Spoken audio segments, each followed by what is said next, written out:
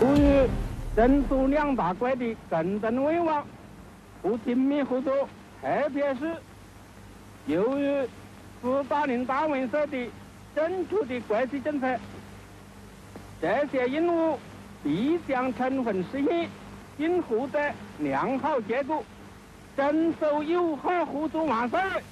Le 14 février 50, c'est la signature du traité d'amitié, d'alliance et d'assistance mutuelle. Mais en 53, Staline meurt, Nikita Khrouchtchev lui succède et au fil des années, le divorce va s'établir. Ici, en 1954, le voyage du nouveau chef du Kremlin à Pékin donne encore lieu à des sourires et à des embrassades. Pourtant, ce geste d'adieu de Nikita Khrouchtchev est plus que symbolique. La déstalinisation entreprise par l'URSS à partir de 1956 va progressivement creuser le fossé entre Moscou et Pékin. C'est à cette époque que l'on voit apparaître le terme de révisionnisme dans la littérature politique chinoise et que les critiques que l'on s'adresse entre Pékin et Moscou prennent leur tour le plus violent.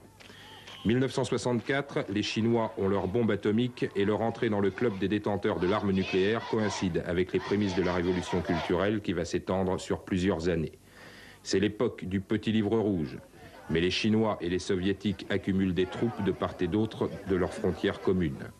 En 1967, 600 000 soldats sont face à face et les accrochages frontaliers se multiplient.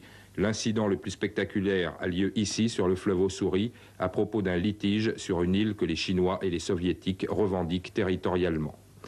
Toutes les tentatives de rapprochement entre Pékin et Moscou ont échoué. Léonid Brejnev avait tenté, lors de son accession au pouvoir, de réconcilier l'URSS et la Chine. C'est finalement le jour de ses obsèques que le geste le plus spectaculaire a été effectué par son successeur, Yuri Andropov, et par le ministre chinois des Affaires étrangères. Il y a peut-être dans cette poignée de main les prémices d'une normalisation entre les deux géants du communisme. Aujourd'hui, Stéphanie Balm, le rapport de force s'est inversé. La Russie est devenue le vassal de la Chine pour longtemps. Ah oui, c'est ça, c'est vraiment fascinant à observer. Je trouve fascinant aussi votre petit reportage. En fait, depuis que l'Union soviétique n'est plus l'Union soviétique, mais la Russie, les relations entre la Chine et la Russie sont excellentes, alors qu'elles étaient assez mauvaises, voire parfois exécrables, entre l'Union soviétique et la République populaire de Chine. Mao disait de Staline que c'était son pire ami. Et c'est intéressant de... Et en fait, Mao avait le souci de ne pas devenir le vassal de la Russie.